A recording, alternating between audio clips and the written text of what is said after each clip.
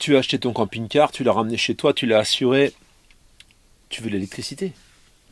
Tu veux de l'électricité sans la payer, c'est ça. Tu veux que le solaire te donne ce qu'il faut dans ton camping-car pour pouvoir être autonome, pouvoir regarder la télévision, pouvoir charger ton vélo électrique éventuellement et tout et tout.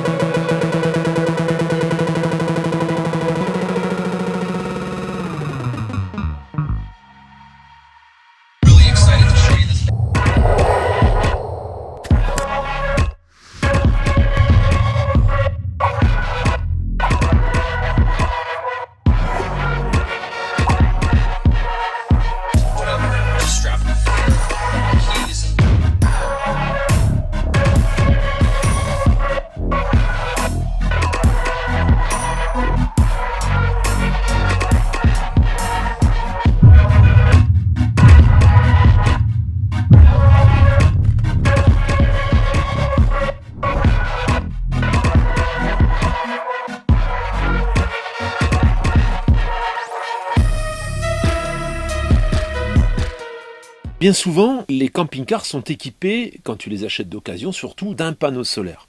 Par exemple, le mien, mon Frankia, au moment où j'ai acheté le véhicule, dessus, il y avait un panneau de 170 watts, polycristallin. Polycristallin, monocristallin, machin, c'est quoi? Qu'est-ce qui change? C'est ce que je vais tenter de t'expliquer aujourd'hui. Donc aujourd'hui, je ne vais pas t'expliquer toute l'installation, on va traiter uniquement que des panneaux solaires, et la prochaine fois, on passera aux régulateurs et aux batteries, etc. Dans les panneaux solaires, il y a deux grandes catégories. Tu as la catégorie des polycristallins et la catégorie des monocristallins. Les cellules, pour les monocristallins, elles sont fabriquées dans une seule masse de silicium. C'est pas une recomposition du silicium pour faire une cellule. Pour ce qui concerne donc les polycristallins, bien sûr, eh bien c'est plusieurs petits morceaux séparés, ce qui fait qu'au niveau du rendement, le standard, c'est quasiment le monocristallin. Sur mon véhicule, c'est un polycristallin technologie Black. Il avait une capacité à emmagasiner plus de courant qu'un polycristallin classique. Ce qui fait que j'ai pas un rendement si mauvais que ça. Quand ça descend très bas en lumière, ce panneau-là a plus de rendement que mes monocristallins. Par contre, dans la journée, il y a beaucoup moins de rendement. Le rendement est moins spectaculaire que sur les panneaux monocristallins. On choisira donc beaucoup plus facilement du monocristallin que du polycristallin. D'ailleurs, du polycristallin, on en trouve de moins en moins. On trouve aujourd'hui beaucoup plus de monocristallin. Le monocristallin,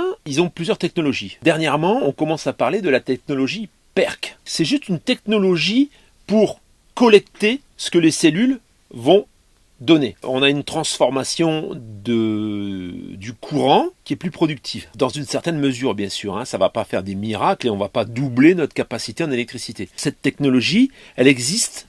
Elle a été découverte en 1983, qu'on n'avait pas trop exploité jusqu'à aujourd'hui. Alors il y en a certaines marques qui l'exploitaient, mais ça c'était pas, on n'avait pas une communication comme aujourd'hui. À terme, je pense que tout le parc solaire utilisera cette technologie parce qu'elle est un petit peu plus productive. Ça va pas du simple au double. Pour te donner une idée, un polycristallin aujourd'hui a un rendement entre 14 et 18%. Un monocristallin va avoir un rendement qui varie entre 16% et 24% pour les meilleurs. Autant te dire que 24%, tu n'y arrives jamais. Et sur la technologie PERC, donc, on arrive jusqu'à 25%. Le rendement moyen, ça tourne autour de 20-21. Donc on a un rendement qui est quand même un peu supérieur au monocristallin. Alors forcément, comme toute technologie qu'on commence à mettre en place, comme pseudo-nouvelle technologie, c'est pas une nouvelle technologie, c'est pas des nouveaux panneaux, c'est des technologies qui existent depuis longtemps, mais en termes d'efficacité, ce qu'on mesure d'un PERC par rapport à un panneau monocristallin classique, on va gagner environ 5,7% en production. Et cette production, la grosse différence par rapport à un panneau monocristallin, elle va se situer quand on a des zones d'ombre ou quand on a une faible lumière. Ça veut dire que l'hiver, par exemple, tu auras ce petit rendement en plus d'un panneau monocristallin qui va s'arrêter beaucoup plus tôt quand le soleil va descendre. Eh bien, le PERC va continuer un petit peu plus. Et quand tu auras une zone d'ombre sur un panneau, il faut savoir qu'aujourd'hui, en monocristallin, quand tu as une zone d'ombre sur un panneau, tout le panneau il donne plus rien. Et si tu as combiné tes panneaux et que tu les as montés en série pour avoir du 24 volts, c'était 2 panneaux qui ne produisent plus d'électricité quand tu as une zone d'ombre. Si par exemple tu stationnes ton camping-car et qu'il y a une branche qui vient faire de l'ombre sur une partie de ton panneau, c'est mort. Donc il faut bien faire attention à ce que tes panneaux soient plein soleil, ou pleine lumière. Sur une technologie PERC, tu vas avoir une zone d'ombre, le panneau va continuer à rendre. Et c'est là la grosse différence. En termes de coût, aujourd'hui j'ai fait ma petite enquête toute récente là, au niveau des tarifs. Un panneau de 100 watts, on va partir sur un panneau de 100 watts. Pourquoi je pars sur un panneau de 100 watts? Parce qu'un véhicule comme le mien, par exemple, je ne peux pas mettre de 300 watts. Il y a certains véhicules où il y a très peu de lanterneaux, un petit peu comme sur le véhicule de Sébastien, où il y avait un lanterneau au milieu, il y en avait très peu. On a pu mettre 2 gros panneaux de 300 watts, mais dans la plupart des cas, on arrive à mettre du 200, 210, 170.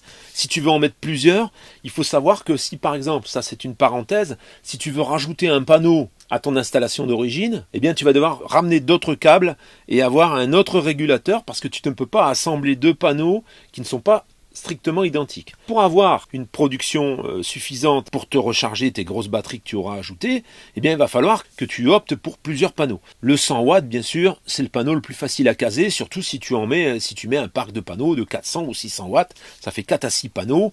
Si tu dois mettre 2 gros panneaux de 300 watts, quelquefois tu peux en mettre qu'un, mais tu ne pourras pas mettre le deuxième. Un panneau de 100 watts en monocristallin, aujourd'hui sur le marché, ça vaut à partir de 665 €, tu en trouves. Et là, c'est tout récent, parce que il y a 2 semaines, par exemple, en dessous de 85 €, tu ne les trouvais pas.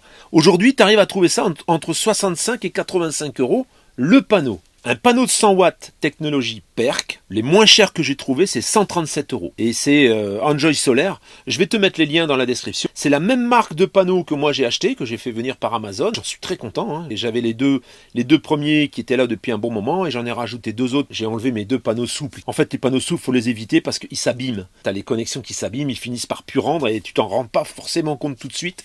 Au moment où tu les testes, il sort plus de courant. Il faut éviter, à mon avis, les panneaux souples. Si tu as un fourgon, bon, ça peut être sympa parce que ça accompagne la carrosserie, mais sache quand même que ce sera quand même moins fiable qu'un panneau rigide. Donc pour moi, aujourd'hui, les panneaux souples, je préfère les enlever et je préfère te dire, achète du panneau rigide. Ça fait quasiment le double au niveau du prix. Pour moi, j'ai 400 watts. J'ai rajouté 400 watts de panneaux. Donc 400 watts de panneaux, je les ai payés 85 €, les miens. Là, actuellement, ils sont à 65. Ça veut dire que pour 260 €, tu te payes 4 panneaux 400 watts. C'est quasiment le double, même un peu plus du double, pour les panneaux PERC. Pour t'enlever d'un doute tout de suite, si tu comptes vivre dans ton camping-car, il te faudra au moins 400 watts. Au moins.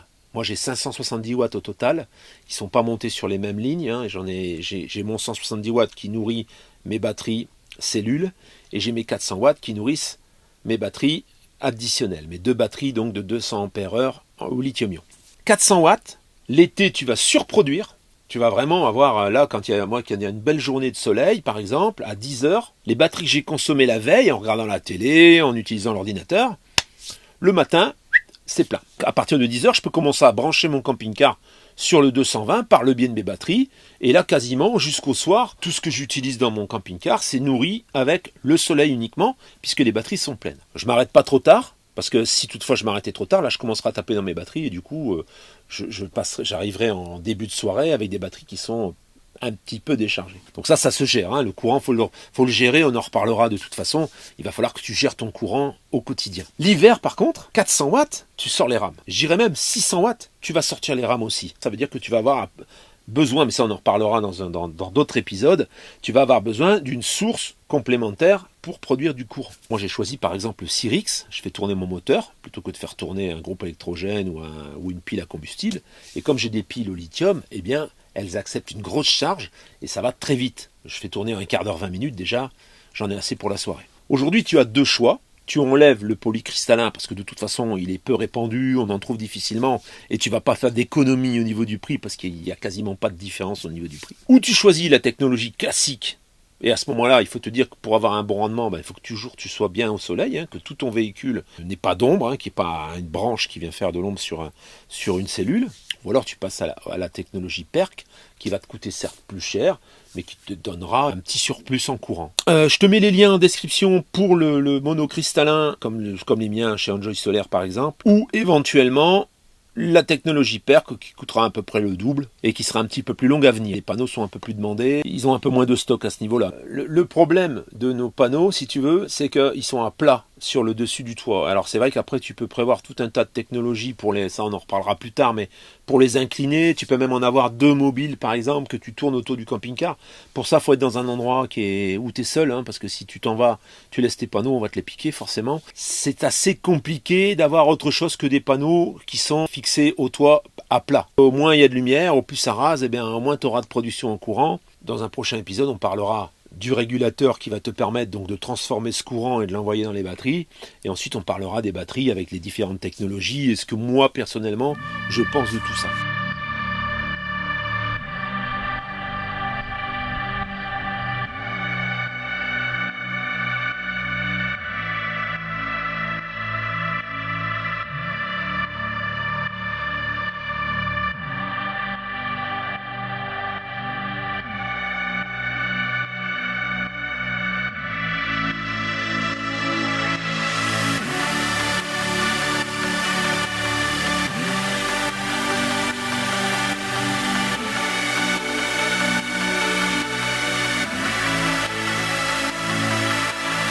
Alors? Vous savez ce qu'on a fait tout à l'heure avec Pascal?